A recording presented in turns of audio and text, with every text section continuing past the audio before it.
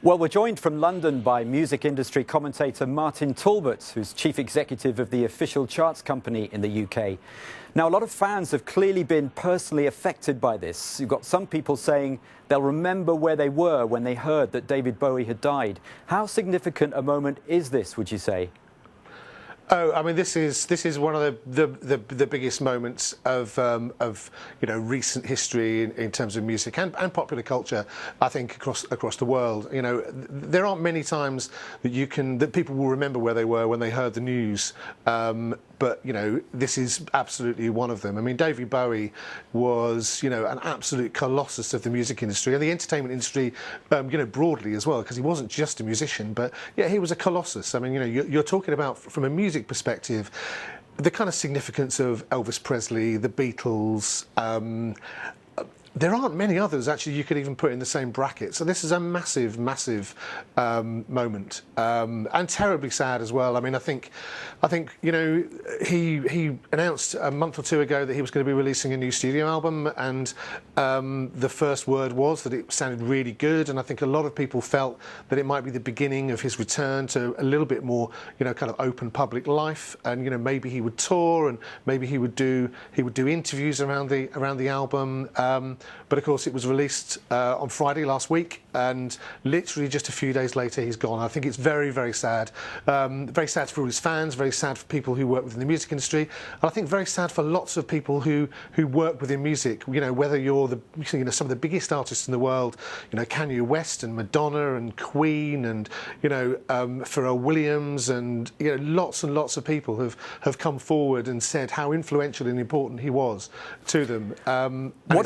It's a very black time for music. What about his latest album, Blackstar? It had just been released. He must have known he was ill as he made it. How do you view it now, and just how good is it?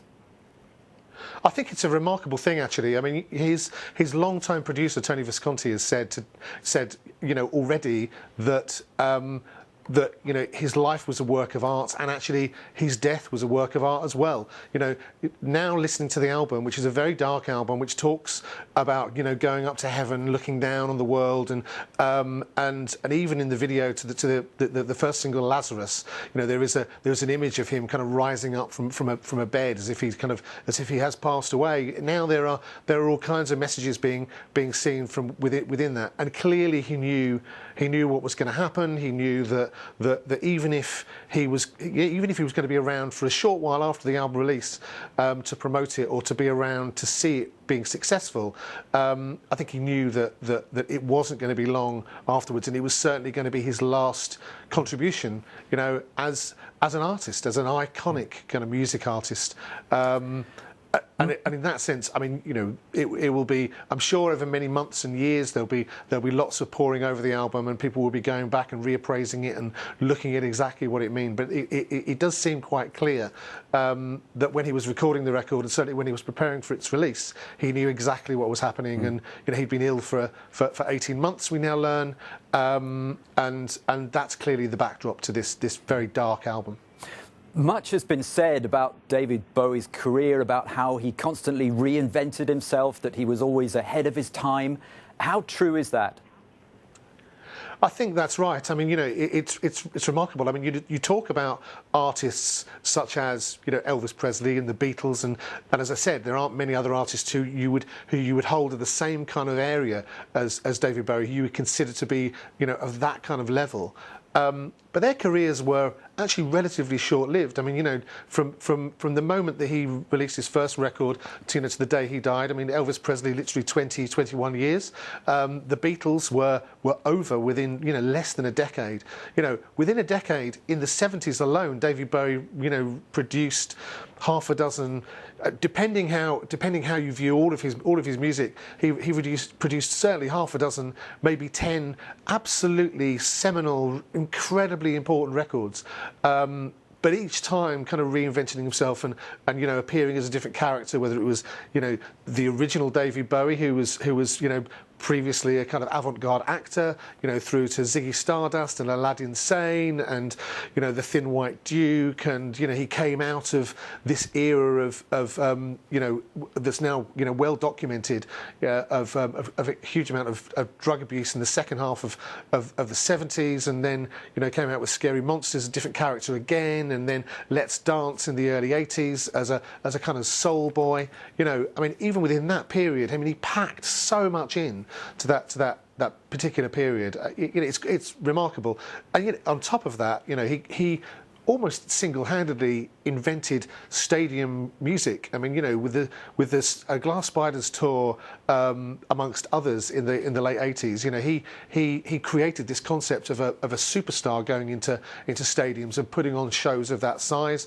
And then, in the 90s, he came back with Tin Machine, reinvented himself as the frontman of a rock band, and then to come back with a record, in Blackstar, which is, has been so acclaimed. The sad thing is, his records now will be appearing in all the charts across the world. The official charts here in the UK, which is obviously the country of his birth, we're expecting, 4, 5, 6 albums in the top 10. At the end of this week, we're expecting lots of his singles to go, climbing up the top 10 as well, lots of his iconic tracks. Blackstar was going to be a #1 record already. We'd already counted the initial sales beginning of the week, and it was by far and away the biggest record of the week. So even if, this terrible event hadn't happened, he was going to have yet another #1 album with a brand new record, and which says so much about his endurance and his popularity and actually his continuing relevance, 40 years plus since he made his first records. And just briefly, his impact clearly was felt way beyond the world of music, because the tributes have been coming in from politicians like the British Prime Minister, the Vatican. The German government said he'd helped bring the Berlin Wall down. Well, of course, he played a massive part in the history of Berlin. 3 of his most acclaimed records, Heroes, Low, and Lodger, were all recorded in Berlin in a studio right by the Berlin Wall. At a time when it's easy to forget, a time when there was not a lot of culture that was coming out of Berlin. That it certainly wasn't appearing on the world stage in the way that it did after the release of those records. So he had a very, very intimate relationship with Berlin. But yeah, you're right. Aside from being an avant-garde actor, essentially, he first came into music. He was a big collector of art. He was an actor, and not the kind of actor who just would appear in any old nonsense. He appeared in challenging and interesting movies, and also culturally as well.